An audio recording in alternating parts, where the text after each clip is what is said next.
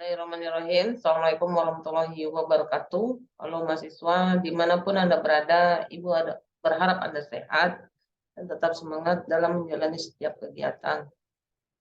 Pada pertemuan kali ini kita akan belajar tentang bagaimana sih menentukan klasifikasi pada sebuah buku sebelum buku tersebut diletakkan di jajaran rak.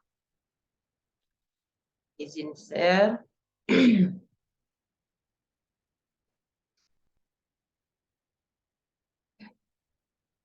Besar sebentar ya. Materi ini sebenarnya bisa Anda download di e-learning ya, khususnya bagi mahasiswa Universitas Terbuka yang mengambil mata kuliah PKP, praktek kerja perpustakaan. Dalam menentukan sebuah buku itu dibutuhkan pedomannya. Artinya adalah dalam menentukan sebuah klasifikasi pada sebuah buku itu dibutuhkan pedoman, dalam hal ini adalah DDC. Sebenarnya tidak hanya DDC, ada juga UDC dan sebagainya. Cuma untuk khusus kali ini kita belajar bagaimana sih menentukan klasifikasi sebuah buku dengan menggunakan DDC, pedoman DDC. Yang ini terlihat ada DDC 23. Kalau nggak salah sekarang udah ada sih DDC 24. Dan kemudian kalau untuk edisi Indonesianya sudah ada terjemahan klasifikasi desimal DW itu disesuaikan dengan edisi ringkas edisi ke-14 diterbitkan oleh Perpustakaan Nasional Republik Indonesia tahun 2010. Ini sebenarnya wajib bagi Anda ya pengelola perpustakaan memiliki edisi ini, baik itu edisi terjemahan maupun edisi aslinya. Kalau nggak salah cukup mahal ya, ini ada berapa, kalau nggak ada 4, ini 4 ya, ada 4, ada edisi ringkasan juga kalau nggak salah 3 atau 4 jutaan. Oke baik, maaf. Di situ sebenarnya adalah DW Decimal Classification. Jadi dalam pembagian kelasnya itu jadi persepuluhan, dibagi 10, 10 dan 10. Namun yang wajib Anda pahami dan hafal di luar kepala sebenarnya adalah edisi ringkasan pertama atau yang disebut dengan kelas utama. Dimulai dari kelas 000 sampai kelas 600. Kelas 000 dari ilmu komputer, informasi dan karya umum. Dan kelas 100 filsafat dan psikologi, kelas 200 agama, kelas 300 ilmu pengetahuan sosial, kelas 400 bahasa, kelas 500 sains, kelas 600 teknologi, kelas 700 kesenian, rekreasi, kelas 800 sastra, kelas 900 sejarah dan artinya bahwa tiap kelas ini ya ini menentukan subjek dari sebuah buku. Misalnya kalau kelas-kelas, misalnya kalau buku-buku yang berkaitan tentang ilmu komputer, informasi, karya umum, nah itu ada diletakkan di tentukan di kelas 00. Terus untuk buku-buku yang berkaitan tentang filsafat, psikologi itu di kelas 100. Nah, 200 itu agama, berbagai agama apapun ya, ini di kelas 200. Kemudian kelas 300 itu adalah berkaitan buku atau koleksi-koleksi ilmu pengetahuan sosial. 400 bahasa. Berbagai bahasa Inggris, bahasa Indonesia, apapun bahasanya. Pas besarnya ya. Kemudian 500 itu sains. Nah, misalnya sains itu bisa biologi, kimia, fisika, matematik. Nah, itu di kelas 500. 600 itu teknologi. Itu bisa ilmu kedokteran, ya, manajemen, keperawatan, pangan. Nah, itu di kelas 100. Kelas 700 itu kesenian dan rekreasi, jadi buku-buku tentang kesenian sebagainya. Dan kemudian yang 800 sastra, puisi, prosa, sajak, itu ada di kelas. Kemudian kelas 900 itu sejarah dan geografi, itu yang terkait sejarah. sejarah dunia, sejarah Indonesia, sejarah Amerika, dan ini wajibnya dipahami di luar kepala, dipahami dan dihafal di luar kepala kelas besarnya. Nah, dari kelas besar ini disebut atau disebut juga sebagai ringkasan pertama. Nah, ada ringkasan keduanya karena kan sifat dari di sini persepuluhan. Ada ringkasan keduanya yang disebut dengan 100 divisi. Contoh misalnya dari kelas 000 ini dibagi lagi, dibagi persepuluhannya. Misalnya 00 ini kan 000 ini kan kelasnya ilmu komputer, informasi dan karya. Nah, apa aja sih ya bidang-bidangnya yang termasuk dalam kelas 000. Ini terlihat nih. Misalnya 010 biografi, ilmu, terus 020 ilmu perpustakaan informasi, 030 ensiklopedia dan buku, fakta, dan seterusnya. Itu pun dengan kelas misalnya filsafat, ada metafisika, 110, 120 epistemologi. Terus kemudian ini ada 160 logika, 170 etika. Nah, itu pokoknya rumpunnya ya, rumpun dari kelas filsafat tuh apa tuh? Terdapat metafisika, epistemologi, perpustakaan. Bukan. Apa? Aliran pemikiran filsafat, psikologi, logika, etika dan seterusnya. Dan kemudian ini contohnya lagi 200 ya. 200 ini ada filsafat dan teori agama. Terus Alkitab, terus sejarah kekristenan. Kalau Anda bertanya, Bu, kok ini ada filsafat, sementara filsafat dan teori agama, sementara di kelas 100 juga filsafat juga. Kalau di kelas 100 ini ya filsafat secara umum. Sementara kalau misalnya berkaitan dengan ada penggabungan subjek, misalnya filsafat gabungkan dengan agama, berarti masuk ke kelas 200. Tapi kalau murni untuk filsafat ya 100. Jadi kalau misalnya ada penggabungan subjek keilmuan, maka di ilmu apa dulu? Misalnya kalau misalnya filsafat agama, maka masuk ke kelas sekian. Kalau misalnya filsafat apa tuh? Pendidikan bisa di kelas 300 dan seterusnya. Nah, ini ada contohnya lagi kelas 300 ya, yang berhubungan dengan apa tuh, ilmu pengetahuan sosial. Di dalamnya itu ada, ini agak kecil-kecil ya, jadi agak susah untuk dibaca ya. Misalnya statistika itu 310, 320 ilmu politik, 330 ekonomi, 340 hukum, terus 370 pendidikan dan seterusnya. Mudah-mudahan kebayang ya oleh Anda ya, dilihat dari apa tuh, dari slide ini ya, gambarannya tentang edisi itu. Ini penghimpunan atau pengelompokan keilmuan berdasarkan kelasnya.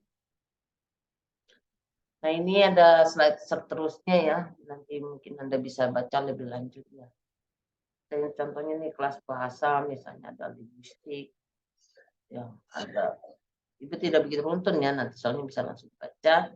Ada misalnya bahasa Spanyol, bahasa Latin, Yunani, dan seterusnya. Nah, ini kalau untuk sains nih, tadi Ibu udah katakan ya, ada matematik, astronomi, fisika, kimia, ilmu bumi, geologi, fosil, tumbuhan, hewan. Kelas 600 dari kedokteran, pertanian, manajemen, teknik kimia, fisika. Dan 700 kesenian. Apa aja sih? Lukisan, seni grafis, musik, olahraga, masuk sana. 400 sastra ya, sastra mereka. Ini sastra ini bisa bahasa Inggris, bahasa Indonesia. Atau bahasa lainnya bisa bahasa Jawa, bahasa Sunda, bahasa Batak boleh. Tapi yang berkaitan tentang sastra. Kalau tentang bahasanya itu sendiri di kelas 100. Tapi kalau tentang kesusastraannya di kelas 100. Dan sejarah di sini juga sejarah dunia, sejarah Eropa, Asia, Afrika, dan seterusnya.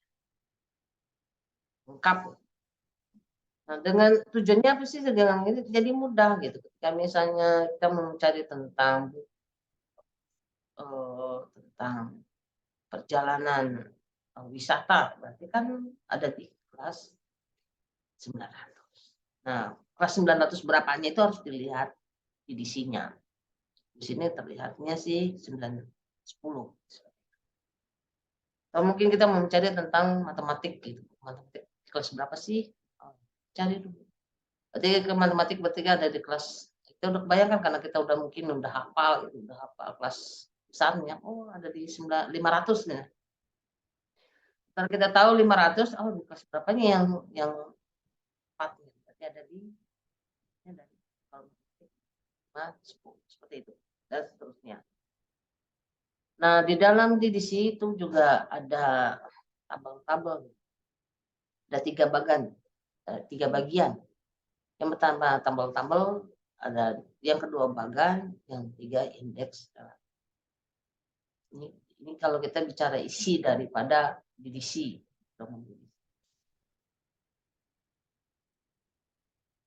Nah, kita coba lihat ya tabel-tabel bagan dan indeks relatif itu seperti apa. Nah, ini misalnya ini tabel 1. Ini subdivisi standar. Nah, subdivisi standar itu biasanya dia tidak bisa berdiri sendiri. Dia harus digandeng dengan kelas utama. Kalau nggak digandeng sama kelas utama ya agak sulit ya, nggak bisa dia. Ya, dia memang harus filosofinya harus digandeng. Nah, ini ada ringkasannya ya. Misalnya subdivisi untuk filsafat material itu 01 Warampai, 02 03 kampus, 04 topik khusus, 05 terbitan berseri, dan seterusnya. Maksudnya gini, kalau misalnya ringkasan 03 misalnya, kan tentang kamus. Nah, berarti misalnya kita mau cari, kita menentukan apa tuh kira-kira? Misalnya kamus bahasa Indonesia, berarti kan harus digandeng dengan kelas utamanya yang kelas 400. Jadi misalnya buku bahasa apa tuh? Kamus bahasa Inggris misalnya bisa aja 430 misalnya. Seperti itu. Tapi tetap ya, tetap tidak ngawur ya. Artinya tidak ngawur tuh harus lihat di edisinya. Tapi kan kebayangannya adalah subdivisi ini tidak bisa berdiri sendiri. Dia harus digandeng dengan kelas. Jadi kalau misalnya membicarakan tentang kamus, nah berarti dia 03. Nah, itu tadi yang Ibu menyatakan bahwa kalau misalnya bahasa berarti bahasa kan 400 ya. Nah, berarti 400 sekian, misal bahasa Inggris misalnya 400 sekian tambah 03. Nah, ini misalnya contohnya lagi 05 itu terbitan bersifat majalah dan seterusnya. Dan kemudian ini ada subdivisi wilayah geografis dan manusia. Jadi ini untuk tabel 2 ya. Berarti itu tabel 2 khusus untuk subdivisi wilayah geografis dan manusia. Ya, kalau kita misalnya ini sama ya, karena ini sifatnya tidak berdiri sendiri harus digandeng. Misalnya contohnya kelas 900 ya misalnya. Yang digandeng oleh kelas 900. Berarti kan kelas 900 sejarah. Saya sejarah tentang apa? Tentang sejarah Afrika. Berarti kan 900 sekian titik misalnya 06 atau misalnya bahas tentang apa tuh tentang sejarah Amerika Utara. Misalnya profil sejarah Amerika Utara misalnya, berarti ujung-ujungnya ada 7-nya gitu. 07 seperti itu. Ini udah ada di standarnya, jadi Anda bisa lihat. Atau mungkin kita mau bahas tentang tokoh, berarti kan sejarah tokoh itu berarti sejarah profes tokoh siapa gitu misalnya. Nah, berarti kan 900 berapa, di ujungnya adalah 2 dan seterusnya. Dan yang ketiga adalah subdivisi sastra dan bentuk sastra. Nah, itu tadi sifatnya adalah tidak bisa berdiri sendiri ya. Nanti kan misalnya contoh kalau ini bisa tuh menggandeng kelas 800 ya. 800 itu kesusahan. Angka kesusahan itu luas ya. Nah, biar dia memudahkan kita untuk menemukan suatu sastra yang ingin kita tuju, yang tidak terlalu lama juga untuk mencari, maka ini sudah ditentukan. Saya kalau berkaitan tentang puisi berarti satu.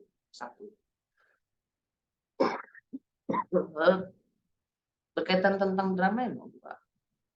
03 fiksi, 04 esai, 05 pidato, 06 surat, 07 modern satir, 8 beramai. Dia agak mudah ya, memudahkan kita justru. Memudahkan kita. Oleh karena itu, bagi kataloger itu memang tidak sembarangan ya untuk menentukan sebuah buku. Jadi dengan mudahnya misalnya ini misalnya buku sastra aja, udahlah 800 aja nggak bisa. Jadi sastranya apanya dulu? Hanya gitu. Kalau tentang itu puisi ya udah berarti di ujung-ujungnya adalah ada itu. Dan kemudian yang keempat adalah subdivisi.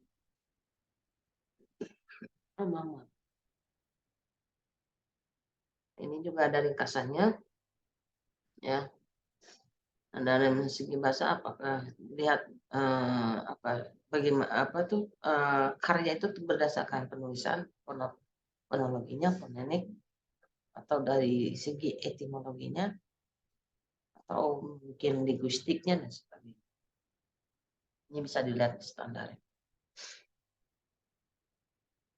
Dan ini adalah ini contoh ya. Sama ya tadi ya. Contoh untuk untuk kelas 00 ya. Itu apa aja? Itu ada ringkasannya. Sepertinya ini seperti tadi ya. Ini agak dibesar gitu hurufnya ya. Nah, di dalam kelas 000 ini juga ada membahas tentang yang ke bawah ya, 001 pengetahuan baku sistem pengolahan data ilmu komputer, pemrograman, metode komputer dan seterusnya. Jadi ini luar biasa ya, luar biasa sampai sedigit-digitnya. Jadi semakin dia digitnya, digit ya, nolnya banyak. Kalau misalnya cuma tiga nolnya, misalnya angka 100 kan berarti filsafat umum ya. Jadi semakin dia khusus, semakin dia banyak nolnya di belakang. Ya, kalau Anda perhatikan ketika ke perpustakaan ada misalnya 9, 2, 3, belakangnya ada nolnya, ada angka 3 digit lagi. Nah, itu berarti menandakan spesifik penentuan dalam menentukan koleksi, dalam menentukan subjek, dalam menentukan klasifikasi. Jadi ada yang disebut dengan klasifikasi kompleks. Oke, dan kemudian ini tentang indeks. Jadi kan di dalam di situ kan ada tadi ada tabel-tabel, terus kemudian ada indeks. Jadi ada relatif indeks juga. Nah, indeks ini di dalam Indonesia ada indeks, ini sangat bermanfaat ya, memudahkan. dan mempercepat menemukan nomor kelas sesuai dengan subjek yang ditentukan. Jadi di belakangnya itu ada indeksnya. Kalau kita agak kesulitan gitu ya, aduh mana sih ini ya, menentukan koreksi ini kalau mau cepat gitu kan ya, jadi harus lihat indeksnya. Jadi kalau yang sudah terbiasa ya dengan mudahnya mungkin dapat gitu. Karena memang dalam menentukan sebuah buku kita harus memikirkan juga subjeknya ini dan mudahkan gitu. Misalnya contoh nih, misalnya tentang buku tentang filsafat Barat misalnya. Berarti kan di sini udah kelihatan filsafat Barat ada di 189. Berarti kelasnya kelas 189. Sejarah Eropa 940.1. Langsung ya. Sejarah gereja 270. Titik 3. Itu. Tapi kalau kita analisis lagi ini kan sejarah gereja 270.3 ini kan kamus yang di dalamnya ada beberapa kamus mungkin. Karena ada titik 3-nya kan. Jadi kalau misalnya kita agak ragu, ini kok ada titik 3. 3 kan tadi kita udah paham ya bahwa 3 itu untuk apa tuh? Untuk kalau dari segi tabelnya untuk kalau kita ragu, kita harus lihat ke pasnya. Ya, ini ada contoh menentukan kelas yang berdasarkan teks relatif. Maksudnya adalah berdasarkan teks ya. Untuk memudahkan tadi ya, karena di dalam dedisikan ada. Ini kan saya tentang public relation. Berarti di Indonesia kan dulu menjadi hubungan masyarakat. Nah ini langsung dapat ya, 659 titik. Kalau memang sudah kita yakin dan sudah dapat juga, ya udah langsung kita tulis aja. Oh, berarti untuk krisis public relation itu 659.2 ya udah kita tinggal tulis saja. Dan ini ada tampilan elektronik DW. Ternyata di sini ada. Sebenarnya ini untuk memudahkan, namanya elektronik kan berarti untuk memudahkan. Ya, kalau misalnya kurang lengkap di dalam elektron di sini ya, atau elektronik DWDC ini bisa mengacu kepada ya tadi buku yang fisik tadi. Nah ini kalau Anda punya apa tuh namanya, punya softwarenya itu agak memudahkan, kebetulan itu tidak punya. Ini ada langsung di search aja, misalnya ini mencari tentang pendidikan. Ini tampilan awalnya, jadi tentang pendidikan. Tulis saya di sini. Maka nanti dia men-searching ya. Nah, bentar. Sorry, ini contohnya misalnya tentang perpustakaan. Maka di setnya ada tulis perpustakaan, klik 2 kali, nanti maka akan muncul ya perpustakaan dari 020 sampai 029. Ini kan banyak nih ya pilihannya banyak. Tapi karena kita udah hafal apa di luar kepala bahwa perpustakaan di kelas besarnya gitu, kelas utama perpustakaan itu di kelas 000, ya kita pilih yang sesuai. Mungkin Anda bertanya kenapa kalau misalnya enggak kelas 020 sampai 029 aja yang tampil, kenapa yang lainnya juga tampil. Bisa jadi di dalam misalnya kelas 65 ini ada manajemen, bahas juga tentang perpustakaan yang kita tidak tahu. Walaupun kita tahu bahwa 650 sampai 6 itu tentang manajemen, tapi kan perpustakaan juga ada manajemen. Jadi ya itu harus melihat kembali. Cuman karena kita udah fokus kepada perpustakaan, maka dan kita juga tahu bahwa kelas perpustakaan itu masuk ke kelas 0, maka kita akan fokus ke kelas 0 saja. Nah, maka dia akan tampil ya. Nah, ini kelas 020 sampai 29 perpustakaannya. Library and Information Science, perpustakaan ini, dan informasi. Apa aja disesuaikan dengan buku yang akan kita olah. Kalau misalnya tentang dictionary and yang berkaitan tentang kamus, maka kasihlah kelas 020. Tapi kalau misalnya berkaitan tentang apa tuh? Tentang riset perpustakaan, maka dia kasihlah 0,22. Kalau misalnya berkaitan tentang sejarah perpustakaan, saya kasihlah 0,20,9. Jadi udah enak tinggal cantumkan saja. Intinya tapi dari sekian ini itu wajib betul-betul sesuai dengan buku yang akan kita olah. Jangan sampai nanti isinya itu tentang organisasi di bidang perpustakaan 0,26 isinya ya, tetapi yang Anda cantumkan malah tidak gitu. Malah yang Anda cantumkan tentang secara umum aja 0,20. Ya pasti tapi kurang pas, terlalu umum.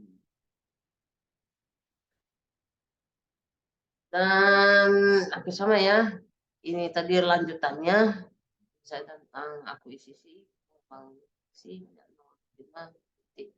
seterusnya. Nah mungkin itu yang dapat saya sampaikan. Mungkin Anda bisa mempraktikkan lebih lanjut ya, apalagi kalau misalnya sudah memiliki EDC itu malah lebih mudah. Izin stop share. Dan apalagi kalau Anda punya pedomannya juga. Jadi seharusnya tidak hanya memiliki EDC saja, tetapi juga Anda wajib memiliki pedomannya yang aslinya. Karena memang kadang-kadang kelemahan di EDC menurut saya sih kadang-kadang ada yang kurang ya, namanya juga masih masa pengembangan terus-menerus. Jadi kita justru yang harus pelajari malah justru kita yang jangan di antara Anda juga bisa mengembangkan ide di sini agar lebih komplit dan sesuai dengan keilmuan sekarang. Mungkin itu, terima kasih, kurang lebihnya mohon maaf ya. Assalamualaikum warahmatullahi wabarakatuh.